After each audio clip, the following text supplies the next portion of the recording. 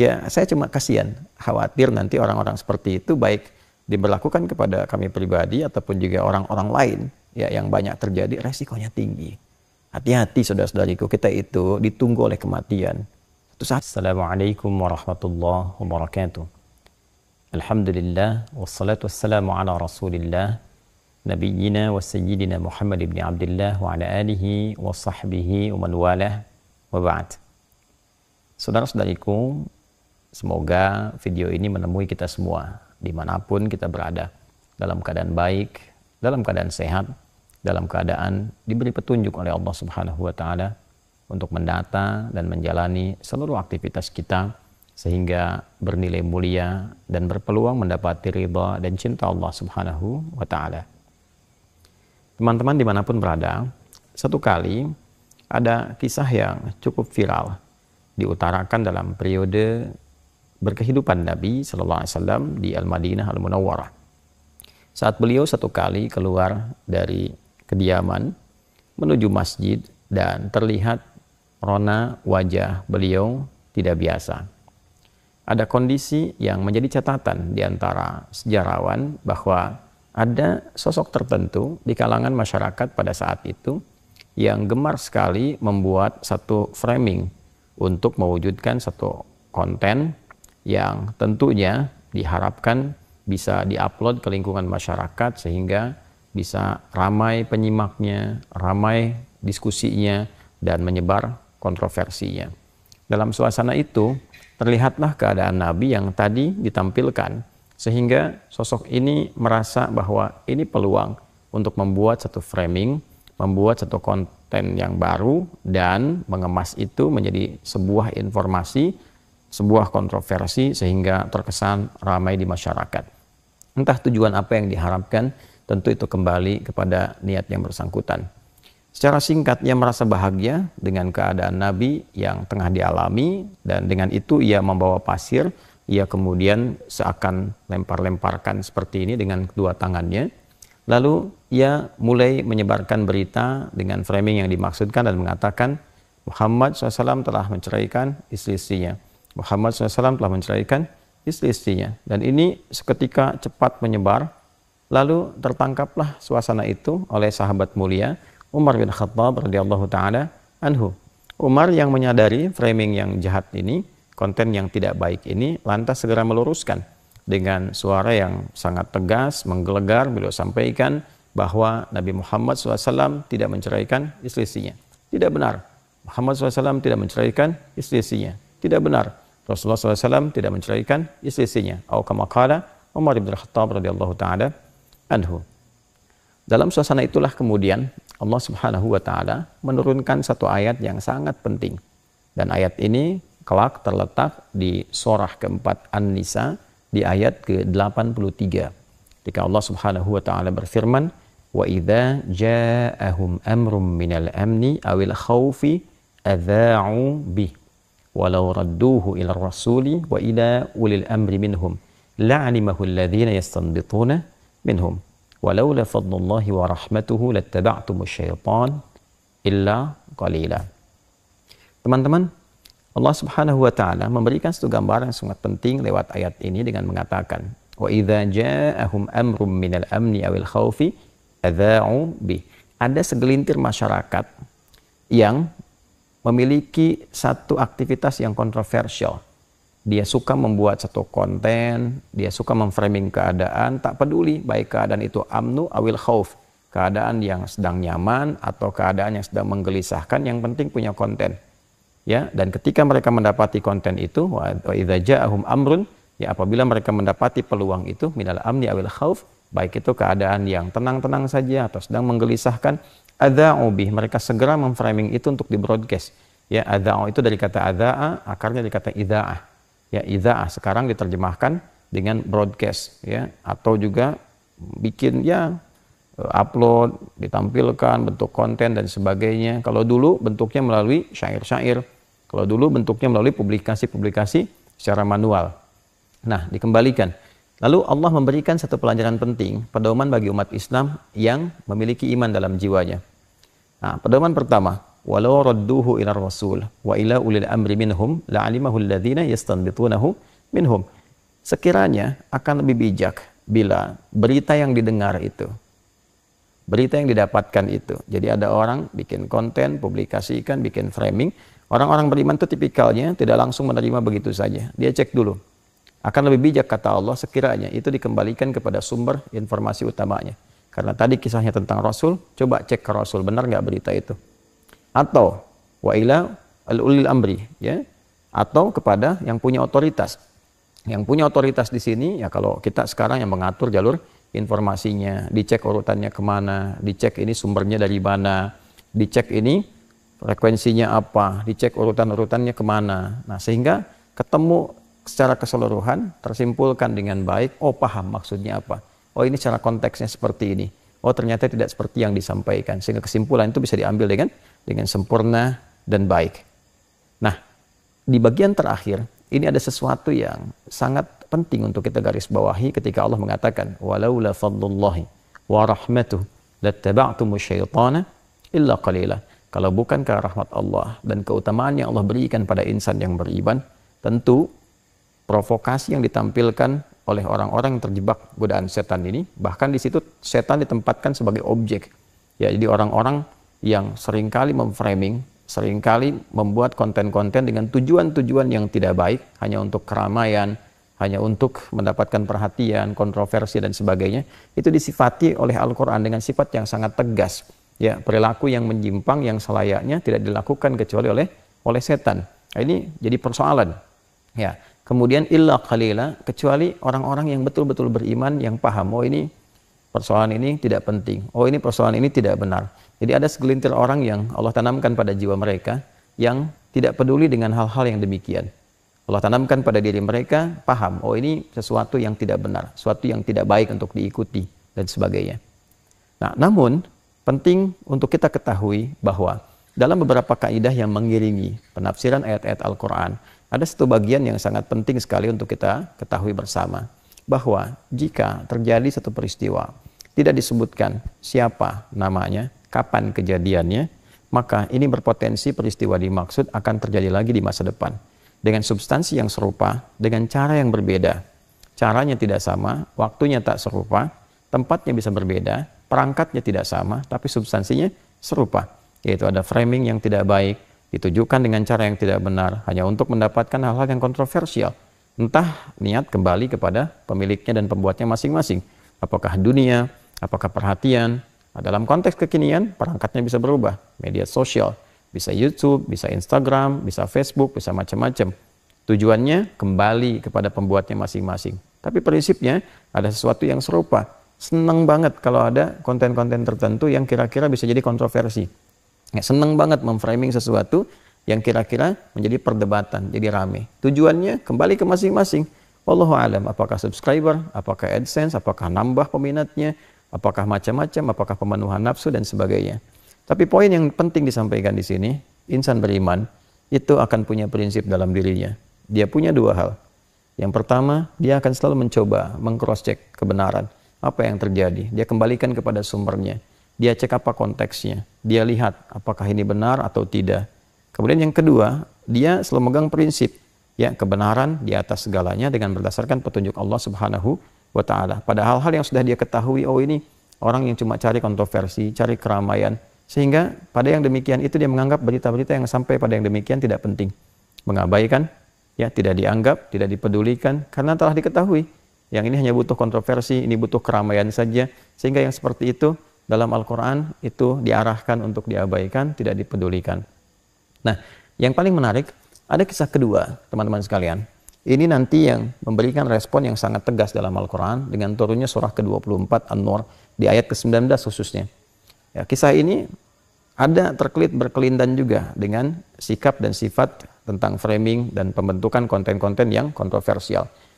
Bila tadi menimpa Nabi SAW, yang ini menimpa istri tercinta beliau SAW, yaitu Sayyidah Aisyah radhiyallahu ta'ala anha. Seperti diketahui bahwa ketika beliau dalam perjalanan bersama Nabi SAW, kemudian kehilangan liontinnya atau barang berharga yang melekat pada beliau, lalu meminta izin pada Nabi SAW untuk mencari itu. Nabi utus seorang ajudannya untuk kemudian mencari, ya, membersamai, melihat, mencari, menapaki hingga kemudian ditemukan. Nah, di sisi yang lain, orang-orang yang tadi yang saya sering istilahkan itu para kontainer, ya, produsen-produsen konten yang ingin mencoba selalu mencari peluang. Ada nggak yang bisa dibikin kontroversi? Ada nggak yang bisa menyebar jadi hoax yang rame dan sebagainya? Yang penting orang ya bisa rame, subscribernya dapat rame, kemudian peminatnya banyak, maka di framing lah kejadian itu bahwa Sayyidah Aisyah radhiyallahu taala anha melakukan tindakan yang menyimpang. Ya, saya tidak bisa mengeluarkan kalimat yang tidak bagus kepada ibunda kita yang mulia ini, tapi ini framing yang sangat jahat. Ya, framing ini memberikan satu gambaran bahwa Sayyidah Aisyah melakukan tindakan yang menyimpang dengan ajudan tadi yang dimintakan untuk menemani beliau mencari daun tin yang dimaksudkan. Maka apa yang terjadi kemudian? Teman-teman sekalian menyebar berita yang tidak baik sehingga pembebasannya langsung Allah turunkan dengan menurunkan ayat-ayat yang sangat tegas. Di antara ketegasan itu adalah ancaman yang Allah sampaikan pada orang-orang yang seringkali memframing berita-berita yang tidak baik, hal-hal yang tidak elok sehingga menimbulkan keresahan di masyarakat, menimbulkan bahkan tidak jarang fitnah. Ya, maka apa yang terjadi? Innal ladzina yuhibbuna an tashi'al fahishatu fil ladzina amanu lahum, nah ini, adzabun alimun fid dunya wal akhirah. Orang sungguh pakai innanya itu pakai taukid. Ya, harfun nasbin wa taukidin tansibul isma wa tarfa'ul khabara mabniun 'alal fathi la mahalla lahu minal i'rab.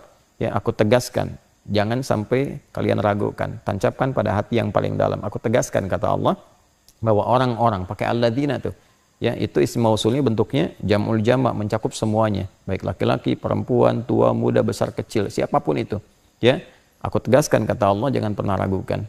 Siapapun, mau laki-laki, mau perempuan, ya kan, yang senang sekali, yang punya hobi, yang merasa nyaman, agar fitnah itu tersebar di kalangan insan beriman.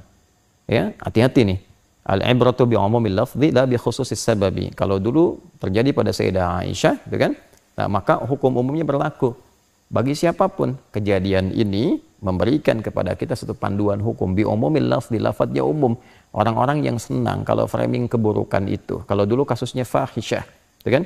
Kasus tuduhan-tuduhan yang tidak etis. Nah, saya nggak bisa sebut ya kalimat itu karena sangat tidak layak disebutkan kepada ibunda kita tercinta. Ya, intinya orang-orang yang sangat nyaman, merasa senang, ya, merasa kalau ada yang begitu lagi, oh senang nih. Ya, kalau ada yang kontroversi lagi, wah senang dibikin framing, dibikin macam-macam, seakan-akan kontroversi padahal tidak ada apa-apa di dalamnya.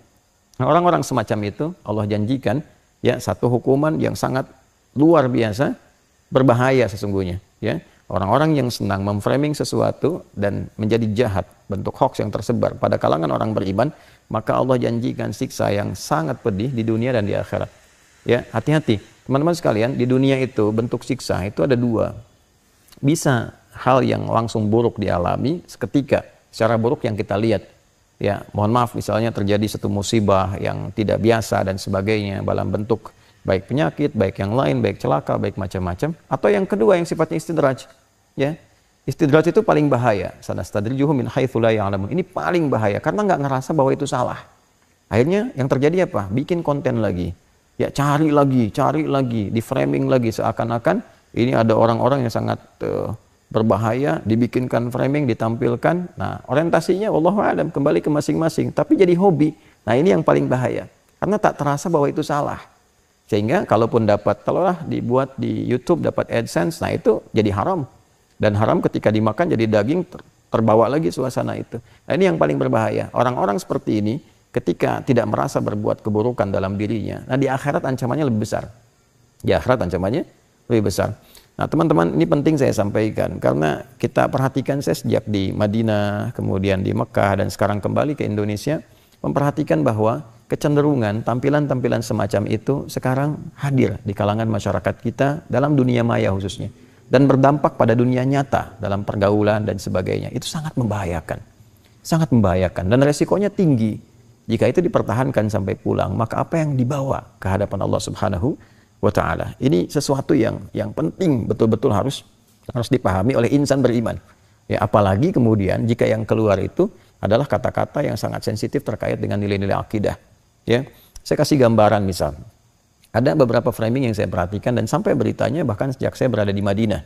Ya, tentang satu tausiah kita, lebih tepatnya tentang ceramah yang kami sampaikan dalam orientasi mahasiswa baru.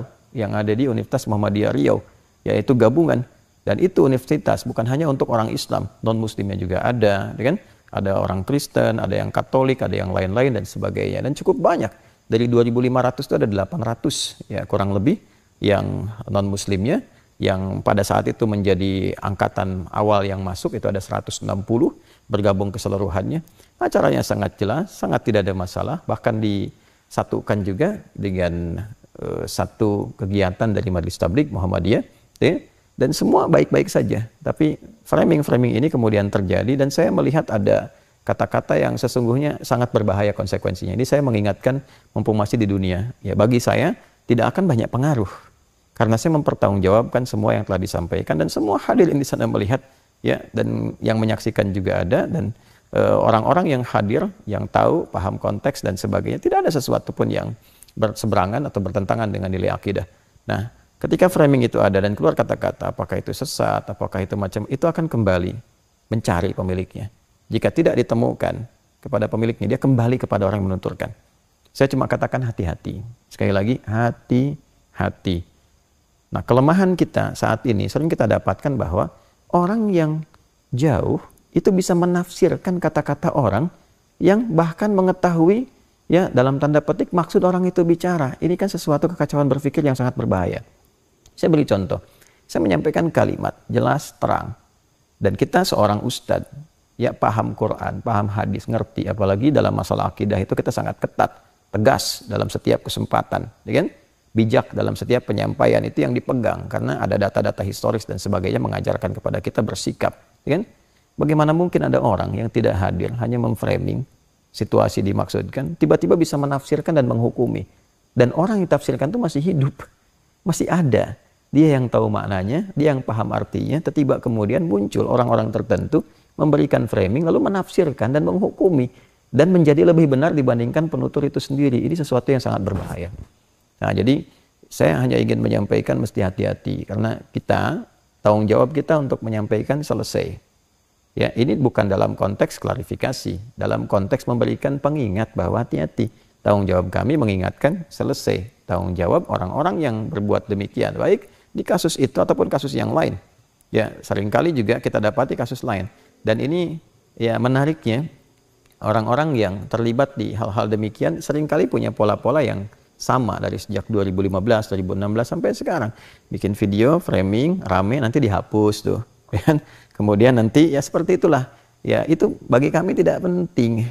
Ya, saya cuma kasihan, khawatir nanti orang-orang seperti itu baik diberlakukan kepada kami pribadi ataupun juga orang-orang lain, ya, yang banyak terjadi, resikonya tinggi. Hati-hati saudara-saudariku, kita itu ditunggu oleh kematian. Suatu saat kita kembali kepada Allah. Dan yang dihisab itu kita masing-masing. Ya, hati-hati, hati-hati. Tilka ummatun qad khalat laha ma kasabat wa lakum ma kasabtum wa la tus'aluna amma kanu ya'malun. Masing-masing itu bertanggung jawab dengan perilakunya. Wala taziru waziratu wizra ukhra. Ya, masing-masing akan menanggung. Nah, jangan sampai saat pulang itu menjadi bermasalah dan masalahnya menjadi sangat berbahaya, menjadi sangat sensitif karena ada kalimat yang harus mencari pemiliknya. Ketika tidak ditemukan, dia kembali. Ya, kalau persoalan-persoalan terkait dengan organisatoris itu akan ditangani tertibnya sendiri. Misal dalam 2 kali kesempatan kita ada kegiatan yang diselenggarakan oleh Muhammadiyah, baik di Universitas Muhammadiyah Jakarta yang ramai dulu, framing kasus Asy'ara dan sebagainya. Yang kedua di Umri kemarin yang diramaikan juga itu biarkan nanti roda organisasi bergerak dengan sendirinya, tertibnya dengan sendirinya, sikapnya dengan sendirinya. Tapi tanggung jawab kita sebagai bagian dari ulama, ya, bagian juga dari duat untuk mengingatkan supaya hati-hati. Hati-hati kita dipertanggungjawabkan di hadapan Allah Subhanahu wa Ta'ala. Itu poin yang sangat penting untuk disampaikan, untuk diuraikan, sehingga bila perilaku-perilaku itu terjadi di masa depan, potensi-potensi yang ada itu bisa diredam terlebih dahulu. Saya kira itu yang penting untuk diketahui. Semoga Allah mengampuni kita semua, memaafkan kita semua, dan membimbing kita ke jalan-jalan kebaikan. Itu saja. Semoga sekali lagi ini bisa bermanfaat. Semoga Allah memaafkan kita, merahmati kita. Subhanakallahumma rabbana wa bihamdika asyhadu an la ilaha illa anta nastaghfiruka wa natubu ilaik. Alhamdulillahirabbil alamin. Assalamualaikum warahmatullahi wabarakatuh.